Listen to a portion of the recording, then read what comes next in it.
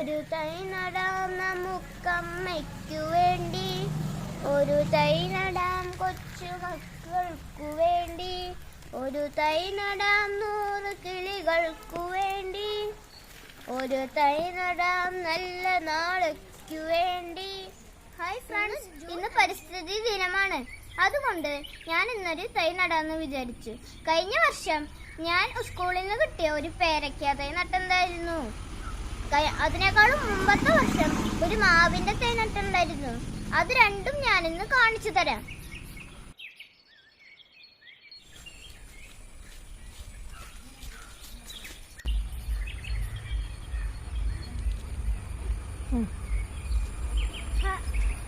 Hi friends, ഇതാണ് ഞങ്ങളുടെ വീണ ജാതി.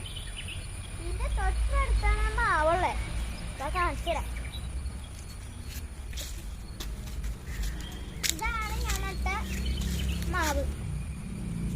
ഇവിടെ നിന്ന് അത്രയ്ക്ക് ക്ലീനൊന്നുമല്ല. ആ ഒരു ഭയങ്കര വലിയ കാറ്റില് ഇവിടെ എല്ലാ മരവും വീഴാൻ തുടങ്ങി. ഇതാണ് പേരയ്ക്കത്തൈ, എൻ്റെ പേരയ്ക്കത്തൈ.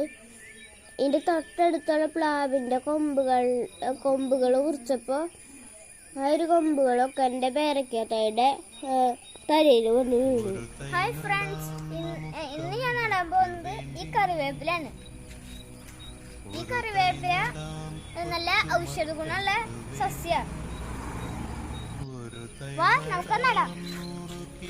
ഓൾറെഡി ഇവിടെ അമ്മ ഒരു കുഴിയൊക്കെ നട്ടു വെച്ചിട്ടുണ്ട്. അപ്പൊ നമ്മൾ ഇവിടെ നടക്കുക. മണ്ണിട്.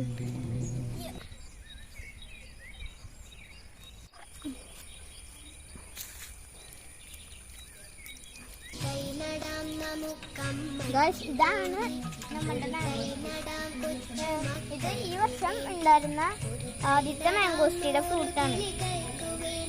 ഇത് ഈ വർഷം ഉണ്ടായതാ.